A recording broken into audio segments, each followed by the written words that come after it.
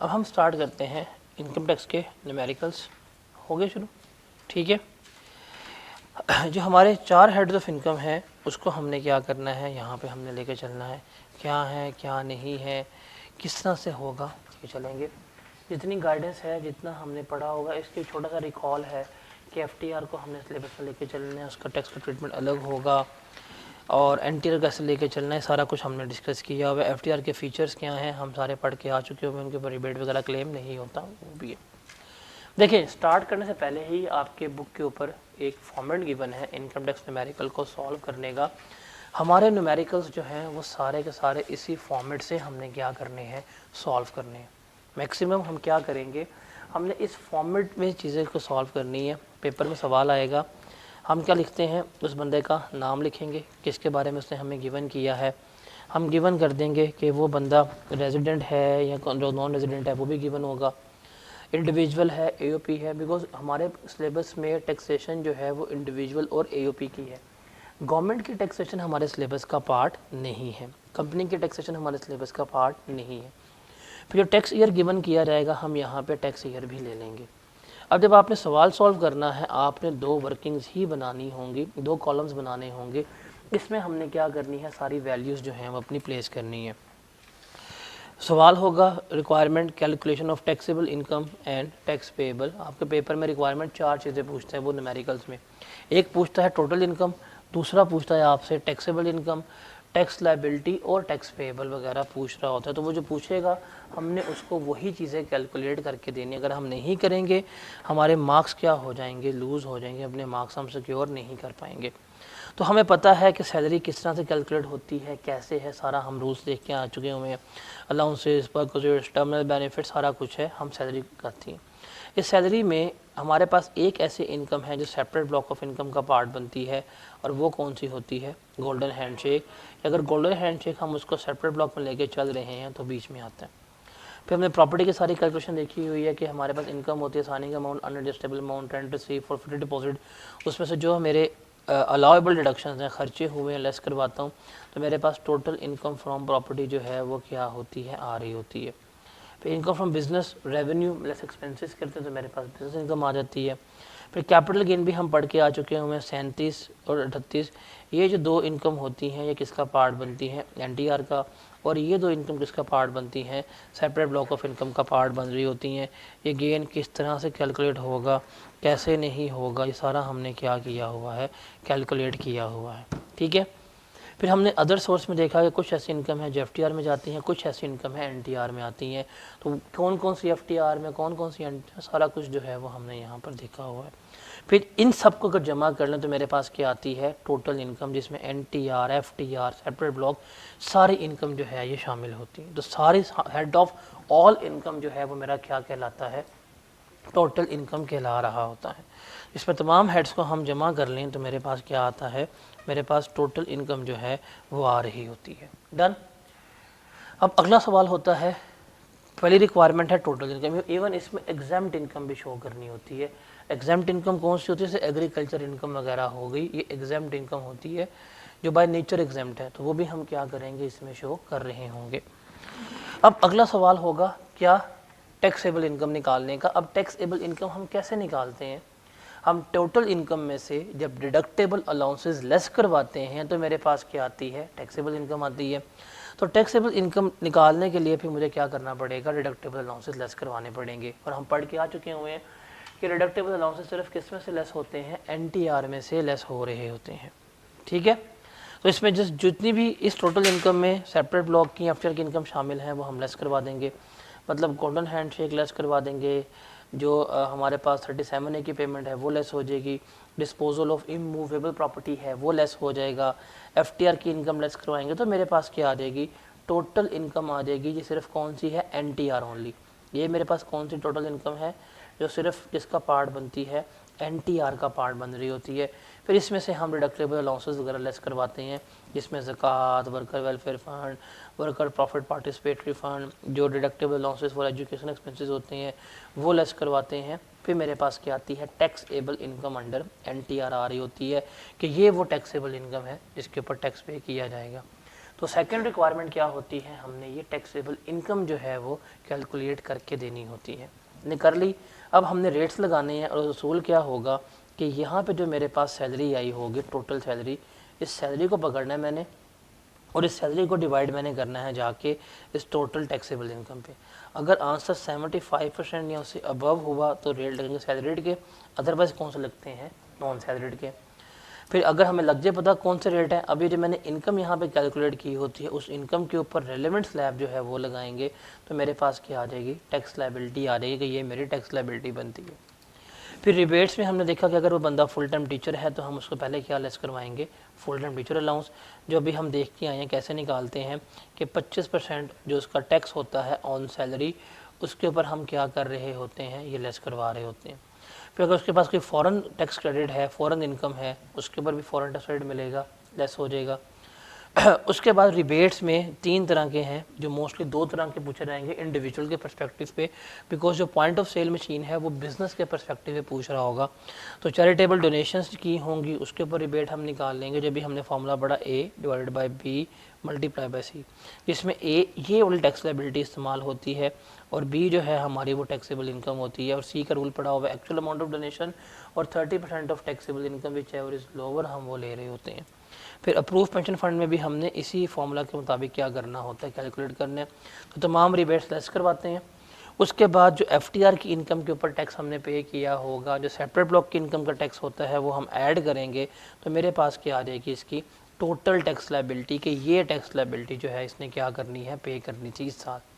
इसमें से जो इसका एडवांस टैक्स डिडक्ट हो चुका हुआ है, लाइक FTR की इनकम के ऊपर with holding tax, separate block का टैक्स हो गया, जितना भी इसका advance tax for the year कटा है वो हम इसमें से लेस करवाएंगे।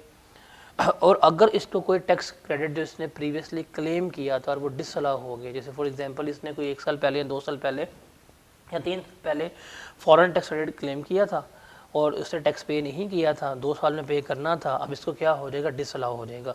जो डिसअलाउ हो जाएगा उसको हम ऐड बैक करेंगे तो एंड पे क्या आ जाएगा, टैक्स पेएबल टू गवर्नमेंट, कि ये वो अमाउंट है, ये वो टैक्स है जो हमने क्या करना है, जो हमने गवर्नमेंट को पे करना है।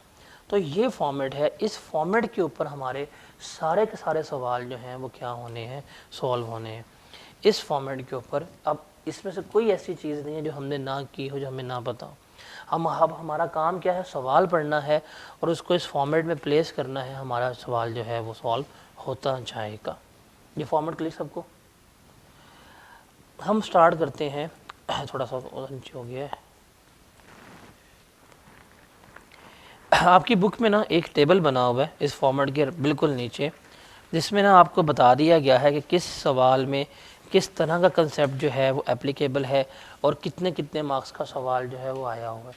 Like most of the question में 70-80% चीज़ें जो हैं वो कॉमन होती हैं, बट जहाँ पे कोई यूनिक चीज़ टेस्ट की गई है उसके बारे में भी क्या किया है, बता दिया कि यार ये एक चीज़ यूनिक है, इसको हमने क्या करना है, देखना है। जैसे सितंबर 2009 का सवाल 21 नंबर का आया था, इसमें अलग कंसेप्ट क्या था कि 2 पेंशनें थी और टैक्स बॉर्न बाय कंपनी का कंसेप्ट था बीच में।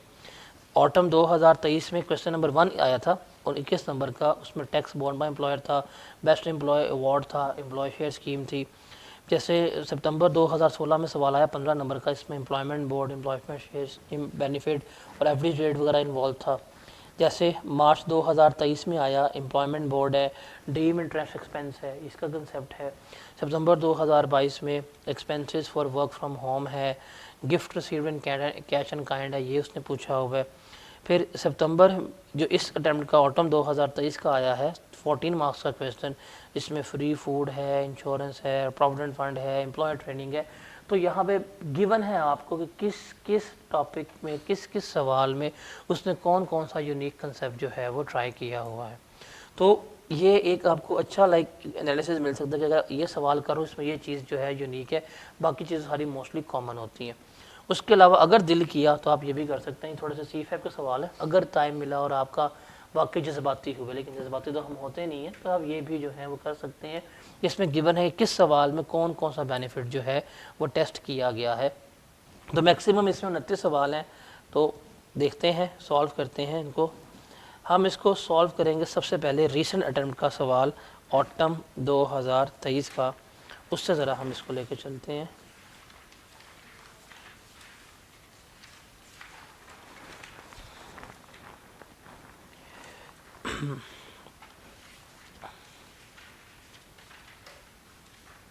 चलें जी,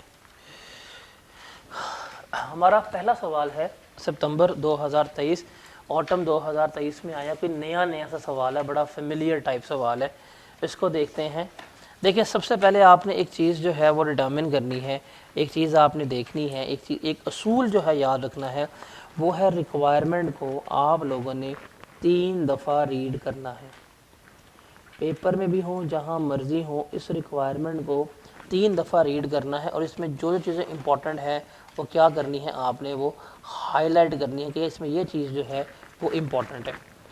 कहता है जी, under the provision of income tax ordinance 2001 and rules made thereunder compute under correct head of income. पहला क्या है, हमने करेक्ट हेड ऑफ इनकम बताना है, टोटल इनकम बतानी है, टैक्सेबल इनकम बतानी है and net tax payable by या रिफंडेबल टू बताना है। सलमान, टैक्स ईयर कौन सा है, 2023। ये जो ब्रैकेट में चीज़ गिवन करता है ना कि show all relevant exemption, exclusion and disallowances, कोई चीज़ एग्जाम्ड है, कोई चीज़ डिसअलाउ है, वो भी हमने क्या करनी है, शो करनी है। तो basically taxable income, total income, ये सारा कुछ जो है वो हमने यहाँ पे लेके चलना है। रिक्वायरमेंट रीड होगी। अब हम सवाल को पढ़ते हैं, देखते हैं क्या है और क्या नहीं है। कहते हैं जी, Salman works as a head chef at Tasty Cafe. वो काम कर रहा है हेड शेफ़ के ऊपर, कहाँ पे, टेस्टी कैफ़े। मतलब इसका एम्प्लॉयर जो है वो क्या है, एक रेस्टोरेंट है। विच इज़ ओन्ड बाय ज़मींदार लिमिटेड, किसका ओनरशिप में है, ज़मींदार लिमिटेड में। ये वो कंपनी है जो पाकिस्तान स्टॉक एक्सचेंज के ऊपर लिस्टेड है। ये बात लग के समझ लग रही है मुझे कि यहाँ पे बात हो रही है उस कंपनी के जो फॉल करेगी पब्लिक कंपनी के स्कोप में, और 37A की तरफ इशारा उसने मुझे गिवन की है। He receive the following emoluments from the TC during the year 30 June 2023। उसने टेस्टी कैफ़े से ये चीज़ें रिसीव की हैं। बेसिक सैलरी है इसकी 24 लाख, हाउस रेंट अलाउंस मिला है 6 लाख का, और एनुअल बोनस कितना है, 4,80,000। अब देखिए, इसने कहा है from the TC during the year ended, इसने हमें एनुअल अमाउंट गिवन की है, साल की। इसने मंथली का वर्ड नहीं इस्तेमाल किया, ये एनुअल है कि ड्यूरिंग द ईयर इसको पूरी अमाउंट जो है वो ये मिली है। Done. In addition to the above, TC also provided him the following benefits, जो इसको बेनिफिट्स दी हैं। पहला है free meals while on duty worth ₹4.5 lakh. हम पढ़ के आ चुके हैं, अगर हमारा एम्प्लॉयर रेस्टोरेंट हो, अगर वो हमें फ्री में खाना खिला दे तो वो क्या होता है, एग्जाम्ड, इसका ट्रीटमेंट नहीं होगा। फिर staff discount across all restaurant owned by Zedal, Salman avail discount worth ₹40,000 during the year. तमाम रेस्टोरेंट पे डिस्काउंट मिलेगा, बट ये डिस्काउंट ड्यूरिंग ड्यूटी आवर्स नहीं है। तो ये बेनिफिट है डिस्काउंट का, ये क्या होगा, टैक्सेबल, बिकॉज वो खाना, वो डिस्काउंट ड्यूरिंग ड्यूटी आवर्स लेना था आपने। खाना फ्री में खा लें, सब्सिडाइज खा लें, वो क्या था, ड्यूटी आवर्स में, उसका बेनिफिट एग्जाम्प्ट होता है, बट ये क्या हो जाएगा, टैक्सेबल हो जाएगा। फिर है जी health insurance up to amount of ₹5 lakh covering his spouse and 2 children as per terms of employment. उसको अंडर एम्प्लॉयमेंट हेल्थ इंश्योरेंस लेके जाती है 5 लाख रुपए की। उसका प्रीमियम वगैरह जो है 70,000 रुपये का वो कंपनी खुद पे कर रही है, और इंश्योरेंस कंपनी ने उसके डिपेंडेंट्स के ऊपर 3 लाख रुपए का खर्चा अदा किया है। कहानी हम पढ़ के आ चुके हैं कि अगर आपको अंडर एम्प्लॉयमेंटशिप हेल्थ इंश्योरेंस भी दी जाए तो ये फैसिलिटी होती है, और अगर अंडर द कॉन्ट्रैक्ट है तो ये फैसिलिटी क्या हो जाएगी, एग्जाम्ड हो जाएगी, इसका कोई ट्रीटमेंट हम नहीं ले रहे होंगे। उसके बाद है a company maintained car which was purchased bye TC for ₹2 million. कितने की ली है गाड़ी उसने, 2 मिलियन की ली है। अब यहाँ पे हम देखते हैं परचेज का वर्ड, परचेज का वर्ड आगे लिखा हुआ। जब परचेज का वर्ड लिखा हो तो हमारे लिए क्या रेलेवेंट होती है, गाड़ी के लिए कॉस्ट रेलेवेंट होती है, ये चीज़ हम देखते हैं। कितने की ली है, 2 मिलियन की, ये हमारी कॉस्ट है, इसको हम हाईलाइट कर लेंगे। The fair market value of the car is 5.5 million. कितनी फेयर मार्केट वैल्यू है, 5.5 मिलियन है। अब उसने कहा the car is use for official purpose and partly for personal use. बहुत पर्पस के लिए है। अब मुझे पता है कि इसके ऊपर कौन सा रूल अप्लाई होना है, 5% का रूल अप्लाई होना है। फिर है an option to acquire 12,000 shares of Zedal at a price of ₹98 per share. को ऑप्शन दिया भाई शेयर ले लो 98 का, अंडर एम्प्लॉय शेयर स्कीम में। ऑप्शन वॉज ग्रांटेड, उसको उसने ऑप्शन दे दी 1 फरवरी को, उसको ऑप्शन मिल गई है। जब फेयर वैल्यू कितनी थी 104, और उसने ऑप्शन एक्सरसाइज कर लिया, मतलब उसको शेयर्स वगैरह मिल गए हैं। कब? जब प्राइस कितनी हुई है 110 हुई है, तो उसको शेयर्स मिल गई हैं। ऑप्शन एक्सरसाइज का मतलब होता है कि ऑप्शन इस्तेमाल हो गई है।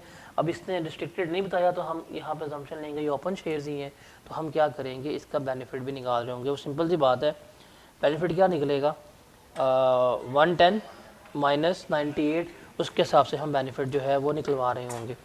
उसके अलावा अगला पॉइंट जो है that is provident fund contribution, ये उसको दी गई है किसके ऊपर, 8% of basic salary in a recognised provident fund, क्योंकि जो बेसिक सैलरी है उसका 8% क्या दिया जा रहा है, इसको पी फंड दिया जा रहा है।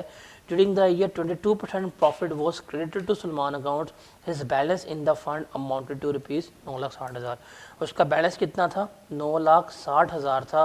उसको इंटरेस्ट कितना दिया गया है, 22%। तो इसका भी अभी हम बेनिफिट निकालेंगे एम्प्लॉय कंट्रीब्यूशन और इंटरेस्ट का।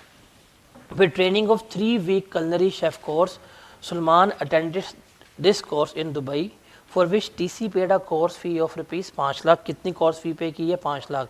तो ये तो बेनिफिट नहीं होता, मतलब ये उसको आपने ट्रेनिंग प्रोवाइड की है, बट इसका पर्सनल बेनिफिट थोड़ी है, इसको हम सैलरी का पार्ट नहीं बनाएंगे। In relation to stay his in Dubai, उसका दुबई स्टे में हुआ। He voted a travel allowance of 2.5 lakh, उसको हमने 2.5 लाख का अलाउंस दे दिया। उसने क्या किया, उसने जाके अपने रिलेटिव के घर में रख दिया, और 1 लाख रुपया उसने क्या किया, स्पेंड किया, और जिसको हमने अलाउंस दिया था। अब देखा जाए तो हमें वो ना बताता कि अब हम दुबई में, मैं अपने रुक रहा हूँ, मामू के पास रुक रहा हूँ, बता दिया, अब वापस भी आ गया, हमें भी पता लग गया है किसने ये काम किया है, तो इसका काम था कि जी 1.5 लाख बचा है, ये वापस ले लें। अगर इसने 1.5 लाख वापस नहीं किया, यहाँ पर लिखा है इसने वापस नहीं किया, तो कितना बेनिफिट हुआ इसको, वो 1.5 लाख का जो बेनिफिट है वो क्या होगा इसकी सैलरी में, एज आ ये डिफरेंशियल कॉस्ट के तौर के ऊपर ऐड हो जाएगा। ठीक है। During the year Salman receive an interest income of rupees 7,65,000 from his bank account. The amount was net of with holding tax. Net of का वर्ड जहाँ पे भी लिखा होगा इसका मतलब है इसमें से टैक्स कटा हुआ है। तो ये 765 में से 15% टैक्स कटा है, इसका मतलब किसको शो कर रही है, 85% को शो कर रही है। Salman paid rupees 3 lakh as a donation to non profit organisation listed in the 13th schedule of the income tax ordinance 2001. 80% of the amount was paid through a cross check and the remaining amount was paid in cash. अब जो cash में मिला है उसका तो उसको नहीं मिलेगा रिबेट। हाँ, इसको कितनी इसने अमाउंट पे की है चेक के जरिए 80%, 3 लाख का 80% लेंगे कितना आएगा, 2,40,000। इसके ऊपर से क्या मिलेगा, रिबेट जो है मिल रहा होगा, और इसका एडवांस टैक्स डिडक्ट हुआ है वो कितना है, 4 लाख रुपए का इसका एडवांस टैक्स डिडक्ट हुआ है। Got it. तो ये सारा चीज़ें जो हैं वो क्या हैं, इसमें इंक्लूड होती हैं, इसका पार्ट जो है वो बन रही होती हैं। तो डैट वाज द क्वेश्चन। अब आप देखिए, मैंने रीड करते करते मैंने अच्छा खासा लिखा है ऊपर। आप लोगों की भी यही रूटीन होनी चाहिए, जब आप इस सवाल को रीड कर रहे हों, पेपर में बैठे हों, तो जो चीज़ें हाईलाइट करनी है, जो चीज़ें लिखने हैं, जो रूल्स वगैरह माइंड में आ रहे हैं, वो फौरी तौर के ऊपर लिख लें, तो आपका पेपर जो है ये बड़ा ईजिली अटैम्प्ट हो सकता है। अब 1 मिनट लगाएं, इस सवाल को खुद रीड करें, फिर मैं इसके सॉल्व करते हैं मिलके कि इसमें क्या ऐसा मुश्किल था और इसमें ऐसा क्या था और क्या नहीं था।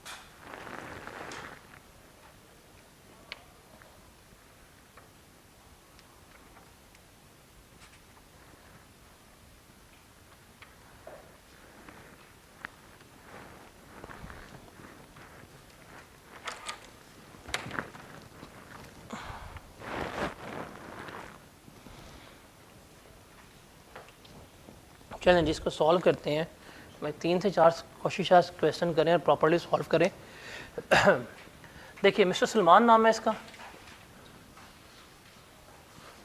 अगर आप इसको इस तरह रीड करते हैं जिस तरह हमने रीड किया है, हाईलाइट किया हुआ है, अब रूल्स लगाते हुए हमारा टाइम इतना ही लगेगा। द थिंग इज़ डैट आपके पास हर चैप्टर की न्यूमेरिकल शीट्स हैं, हर चैप्टर की समरीज मौजूद हैं। आपको अगर समरीज आती हैं, फॉर्मेट्स याद हैं, तो ये अगर सवाल 20 मिनट का है और आप इसको प्रॉपर्ली रीड हाईलाइट कर लेते हैं तो ये बहुत जल्दी सवाल जो है आप सॉल्व कर सकते हैं। मिस्टर सलमान है और ये भाई साहब रेजिडेंट है, इंडिविजुअल भी है खुदा ना खास्ता, और टैक्स ईयर कौन सा है हमें सवाल में जो क्वेश्चन में गिवन हुआ है 2023, वो हम यहाँ पे क्या करेंगे, अप्लाई कर देंगे। रिक्वायरमेंट जो उसने हमें गिवन की है वो हम यहाँ पे ले लेंगे, that is computation of total income and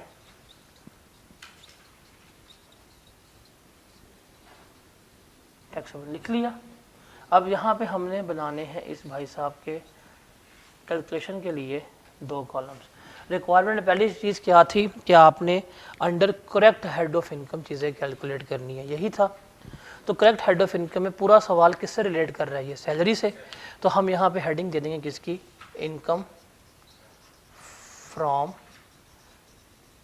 अब मेरे पास कैलकुलेटर नहीं है, आप लोगों के पास कैलकुलेटर है, आप मुझे बताते जाएं, हम सॉल्व करते जाते हैं इसको, फिर हम देखते हैं, ठीक है। और ज़रा सही वाला सॉल्व करना है, वो ना हो कि इनकम इसकी 24 लाख और आप इसको 24 मिलियन लिखवा रहे हो मुझे, ये वाले काम नहीं करने आपने। तो सबसे पहले हम क्या लेंगे, बेसिक सैलरी एनुअल है, कितनी है 24 लाख, यहाँ पे हम लिख देंगे कितनी आई इसकी बेसिक सैलरी 2.4 मिलियन। उसके बाद क्या मिला है इसको, हाउस रेंट अलाउंस क्या होता है, आपने प्रॉपर लिखना है पेपर में हाउस रेंट अलाउंस। मैं यहाँ पे शॉर्ट इस्तेमाल करूँ, आपके लिखेंगे पेपर, प्रॉपर लिखेंगे कितना है 6 लाख है, मुझे नज़र नहीं आ रहा यहाँ से बोर्ड, मुझे बताते जाइएगा। उसके बाद क्या मिला इसको, अगला एनुअल बोनस, वो भी क्या होता है हमारा टैक्सेबल होता है, कितना है ये 4,80,000, ये बोनस हमारा यहाँ पर ऐड हो गया, डन। उसके बाद नीचे आ जाए तो उसको पहले मिला फ्री मील्स। अब ये इसका एम्प्लॉयर कौन है, रेस्टोरेंट है। हम पढ़ के आ चुके हैं कि अगर आप जिस जगह पे काम कर रहे हैं आपका एम्प्लॉयर रेस्टोरेंट है, वो फ्री में खाना खिलाए तो वो क्या होता है, एग्जेम्प्ट होता है। तो हम यहाँ पे ले लेंगे फ्री मील्स प्रोवाइडेड, और ये क्या है, एग्जेम्प्ट है, हम यहाँ पे लिखेंगे। अब ये मैं क्यों लिख रहा हूँ, बिकॉज रिक्वायरमेंट में क्या है, show all relevant exemption disallowances and exclusion, उसने कह दिया है तो मुझे लिखना पड़ेगा ये। उसको अगला क्या है, स्टाफ डिस्काउंट। अब यहाँ पे स्टाफ डिस्काउंट चूँकि इसको बेनिफिट है जो इसने क्लेम किया है ड्यू टू बीइंग एम्प्लॉयर, कितने का डिस्काउंट है 40,000 ड्यूरिंग द ईयर है, ये हम क्या करेंगे इसकी इनकम में यहाँ पर हम ऐड कर रहे होंगे। उसके बाद है हेल्थ इंश्योरेंस। हेल्थ इंश्योरेंस चूँकि अंडर द एम्प्लॉयमेंट कॉन्ट्रैक्ट है तो हेल्थ इंश्योरेंस भी क्या हो जाएगी, हमारी एग्जेम्प्ट हो जाएगी, इसका कोई ट्रीटमेंट नहीं आएगा। उसके बाद है कंपनी मेंटेन्ड कार, जो 2 मिलियन की ली थी उसको बोथ पर्पस के लिए दी गई है, ऐसे ही है। गाड़ी फॉर द ईयर में परचेज की है, नहीं साल के शुरू में थी, तो हम यहाँ पे ले लेंगे कार कितने की है 2 मिलियन की। 2 मिलियन का हम क्या लेंगे 5%, कितना जवाब आएगा 1 लाख। 1 लाख का बेनिफिट जो है वो हम क्या करेंगे, इसकी सैलरी में ऐड कर रहे होंगे, डन।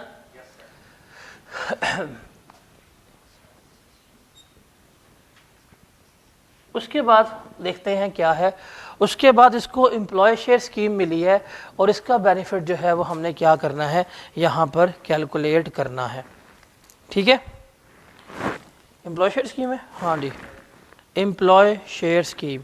तो उसको शेयर्स मिले हैं 110 के, मार्केट वैल्यू है शेयर्स की। शेयर्स इसने कितने पे लिए हैं 98 के। कितने शेयर्स थे 12,000। तो मैं यहाँ पे शॉर्ट फॉर्म में लिख लेता हूँ एम्प्लॉय शेयर स्कीम की कि 12,000 शेयर्स थे, इसने कितने के लिए हैं, अबे कितने के, मार्केट वैल्यू कितनी है 110, कितने के, कितना बेनिफिट आया 12 रुपये का बेनिफिट आया, बेनिफिट 1,40,000। ये इसका एम्प्लॉय शेयर स्कीम का बेनिफिट हो गया, डन। अब चलते हैं पी फंड। पी फंड पे एक एम्प्लॉयर कंट्रीब्यूशन है, एक इंटरेस्ट है, ज़रा वो हम यहाँ पे निकाल लेते हैं पी फंड के ऊपर। प्रोविडेंट फंड, और यहाँ पे हम ले लेंगे क्या, जो हमारे पास आई है इसकी एम्प्लॉयर्स कंट्रीब्यूशन। अब उसने कहा है, उसने हमें कितना दिया है, 8% ऑफ बेसिक सैलरी। 24 लाख का 8% लें, कितना आता है, 24 लाख का 8% लिया, रूल लगा लेते हैं इसमें से, लेस करेंगे ₹150,000 और 1/10 of basic salary plus DNS allowance. यही था, तो डीएनएस अलाउंस तो है नहीं, बेसिक सैलरी ही है मेरे पास, तो मैं क्या ले लूँगा यहाँ पे 2,40,000 का 1/10 ले लूँगा, ये आ जाएगा मेरे पास, सॉरी एक और जो लगा लेता हूँ, 24 लाख का 10% लूँगा यहाँ पे, 24 मिलियन का, ये आया 2,40,000। हमने लेस करवाना लोअर, लोअर कितना है 1.5 लाख, तो हम इसमें से 1.5 लाख जो है वो लेस करवा देंगे। बेनिफिट कितना आया इसका, तो ये क्या हो जाएगा, इसकी इनकम फ्रॉम सैलरी में ऐड हो जाएगा, डन। फिर हम यहाँ पे ले लेंगे इंटरेस्ट, जो इसको क्रेडिट किया गया है वो हम इंटरेस्ट पे ले लेंगे यहाँ पे। अब इंटरेस्ट की अमाउंट जो इसको दी गई है फॉर द ईयर वो कितनी थी, उसने कहा 22% जो इंटरेस्ट है वो दिया गया है, तो हमें यहाँ पे बैलेंस गिवन किया गया है 9,60,000। इस 9,60,000 का 22% जो है वो इंटरेस्ट दिया गया है, तो हम इंटरेस्ट निकाल लेते हैं, कितना मिला है इसको, 22% ऑफ 9,60,000, कितना इंटरेस्ट क्रेडिट हुआ है, 211,200।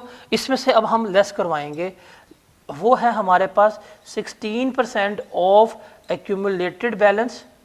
अब यहाँ पे हमारे पास बैलेंस कितना मौजूद है, 9,60,000, इसका ज़रा 16% लें, क्या आता है जवाब, और हाँ कितना 153,600, और हम लेंगे इसमें से क्या 1/3 of basic salary plus DNS allowance, तो ये कितना आ जाएगा 8 लाख। इसमें से हायर अमाउंट लेस करवानी होती है ना हमने, तो हायर हमारे पास 8 लाख है, तो हम इसमें से क्या लेस करवा देंगे 8 लाख। कोई पॉजिटिव आंसर आया है नहीं, तो इसका मतलब इंटरेस्ट का कोई बेनिफिट सैलरी में ऐड नहीं होगा। इस तरह से हमारा प्रोविडेंट फंड में इसको हमने लेकर चलना था, डन।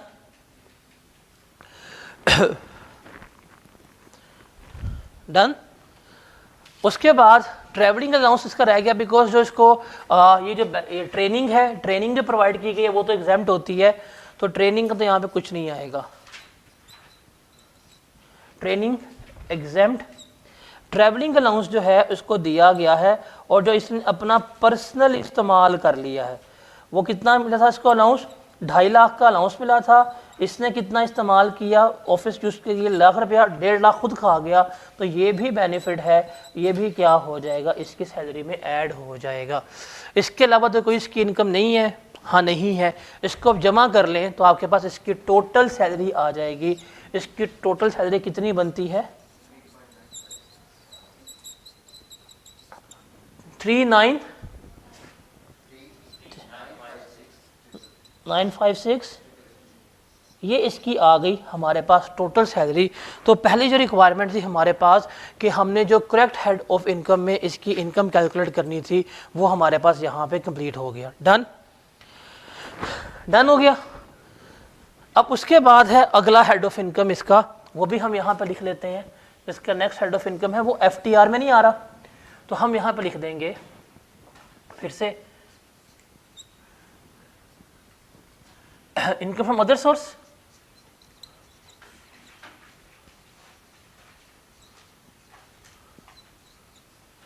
क्या मिला इसको, इंटरेस्ट, प्रॉफिट ऑन डेट मिला ना, प्रॉफिट ऑन डेट। अब इससे मिला है कितना, 7,65,000, ये टैक्स डिडक्ट होने के बाद है। इसे क्रॉस अप कर दें, इसको डिवाइड कर दें 85% से, क्या जवाब आता है, कितना, 9 लाख जो है वो इसकी क्या बनती है, इंटरेस्ट इनकम बन रही है। आगे डोनेशन है और टैक्स है, इसका मतलब यही है। तो अब हम इसको यहाँ पे जमा कर लेते हैं, तो मेरे पास इसकी आ जाएगी टोटल इनकम इंक्लूडिंग FTR। यहाँ पे क्या आ जाएगी इसकी टोटल इनकम, तो 3956,000 प्लस 9 लाख, ये बन जाएगा हमारे पास 4856,000। ये हमारे पास क्या है टोटल इनकम है। आ गई, कैलकुलेट कर ली। तो देखें जी, एक और रिक्वायरमेंट हमारे पास पूरी होगी, डैट इज टोटल इनकम। अब आगे हमने क्या निकालनी है, टैक्सेबल इनकम। तो टैक्सेबल इनकम निकालने के लिए हमें चाहिए इनकम अंडर NTR। तो हम यहाँ से इंटरेस्ट इनकम जो अभी ऊपर ऐड की है वो लेस करवा देंगे। क्यों, ये वो किसका पार्ट बनती है, FTR का पार्ट बनती है। तो ये 9 लाख रुपया मैं बीच में से लेस करवा दूंगा, तो मेरे पास आ जाएगी टोटल इनकम अंडर NTR। वो कितनी है 3956,000, 3956,000 मेरे पास आ गई। डन। अब इसमें से हम लेस करवाएंगे डिडक्टेबल अलाउंसेस। ज़कात है नहीं है, कोई worker welfare fund, worker profit participatory fund है नहीं है, कोई एजुकेशन अलाउंस है नहीं है। तो यही इसकी टोटल इनकम अंडर NTR है और यही इसकी क्या कहलाएगी, टैक्सेबल इनकम अंडर NTR कहला रही होगी। इसका मतलब टोटल इनकम भी मैंने बता दी कितनी बनती है और टैक्सेबल इनकम भी मैंने बता दी है कितनी बनती है। क्लियर है ये। अब हम चलेंगे इसकी कहाँ पे, टैक्सेशन की तरफ। किधर जाएंगे, टैक्सेशन की तरफ। और सैलरीड है क्या नॉन सैलरीड है, भाई सैलरीड ही है ही सैलरी। तो फिर भी लिखना चाहते हैं लिख लें आप सैलरीड का जो है वो रेट लगाएंगे। अब हमने रेट लगाने हैं, तो रेट्स के लिए हमें क्या करना पड़ेगा, हमें अब दूसरा जो है देखना पड़ेगा। सैलरीड है तो हम इस पर क्या करेंगे, अब हम सैलरीड के रेट्स जो हैं वो लगा रहे होंगे। तो टेबल 1 जो है हमारा यहाँ पे सैलरीड है और टेबल 2 जो है वो किसके लिए है, नॉन सैलरीड के लिए है। अब हमारी इनकम कितनी आई है 3.9 मिलियन। आप देखेंगे 3.9 मिलियन किस स्लैब में फॉल कर रहा है। देखें जी, चौथा स्लैब ख़त्म हो गया 36 लाख रुपए के ऊपर, ये 36 लाख से ज़्यादा है। ये किस में फॉल कर रही है, फिफ्थ स्लैब में। ये है जी, अगर 3.6 मिलियन से अबव इनकम है तो फिक्स कितना है 435, और 3.6 मिलियन से जो अबव इनकम है उस पर कितना पे करना है, हमने 27.5% पे करना है। तो अब हम यहाँ पे करेंगे टैक्स लगाएंगे, तो मेरे पास आ जाएगा टैक्स ऑन 3.6 मिलियन। ठीक है, ये कितना हमने निकाला है यहाँ पे 4,35,000। और जो एक्सीडिंग अमाउंट है उसके ऊपर हम टैक्स निकालना चाहें तो टैक्स ऑन एक्सीडिंग अमाउंट वो हो जाएगा, हमारी इनकम कितनी है 3,956,000 माइनस किया बेस अमाउंट कितनी है हमारे पास 36 लाख है। एक्सीडिंग अमाउंट का जो भी जवाब आएगा उसका हमने लेना है 27.5%। कितना 97,900। इसको जमा कर दें तो आपके पास टोटल टैक्स आ जाएगा। इसका कितना बनता है, कितना है 532,900। तो पहला स्लैब लगाने के बाद जो हमारा टैक्स आ रहा है वो इतना इस तरह से आ रहा होगा। Is that clear? समझ आई किस तरह से हम ये स्लैब लगा रहे होते हैं।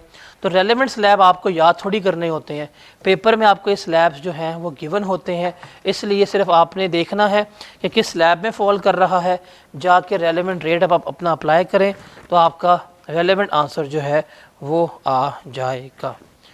ठीक है, तो टैक्स पेएबल भी जो है वो हमने क्या कर लिया, कैलकुलेट कर दिया। कितना आया था 532,900। अब इसके बाद हमारे पास क्या रह गया है, रिबेट रह गया। रिबेट ऑन डोनेशन जो है वो हमने यहाँ पर अब लेस करवाना है। तो लेस क्या करवाएंगे, रिबेट ऑन डोनेशन। तो रिबेट हम यहाँ पे लेस करवाएंगे ऑन डोनेशन। उसका फॉर्मूला जो है that is rebate on donation, A divided by B multiply by C। अब इसमें A यही टैक्स लायबिलिटी आ जाएगी, दैट इज 532,900। टैक्सेबल इनकम और डोनेशन। अब डोनेशन की अमाउंट हम कितनी लेंगे, हमने यहाँ पे देखा था कि डोनेशन 3 लाख की है, 20% कैश में की है, कैश में तो हमें कुछ नहीं मिलेगा, जो थ्रू चेक है वो 80% है, उस पर मिलेगा। और रूल क्या होता है, एक्चुअल डोनेशन और 30% of taxable income which ever is lower. अब आप देखें, आपकी बनती है डोनेशन एक्चुअल 2,40,000, इसका 30% कितना बनेगा, नियर टू 1.1 मिलियन बनेगा। तो लोअर क्या है, 2,40,000 ही है, तो आप इसको 2,40,000 से मल्टीप्लाई करें, बताएं कितना रिबेट आता है।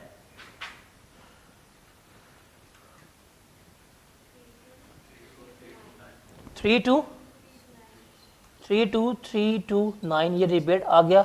नेट कितना बनता है,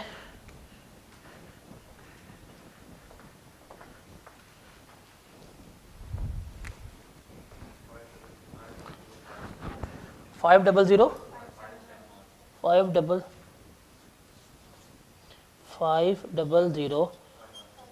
ये आ गया। अब इसमें से हम लेस करवा देंगे जो हमारे विद होल्डिंग टैक्स है। सैलरी पे कितना कटा हुआ है, 4 लाख, तो इसमें से 4 लाख आप यहाँ पर लेस करवा दें, जो इसका टैक्स पेएबल आएगा वो कितना होगा, 1,005। ये इसका टैक्स जो है वो क्या है, पेएबल है, ये टैक्स की अमाउंट इसने पे करनी है। क्लियर है।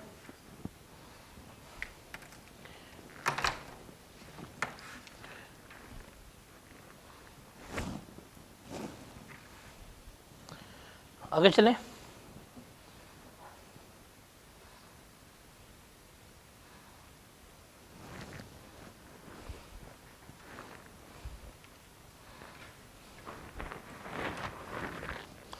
तो ये सवाल था हमारा ऑटम 2023 का।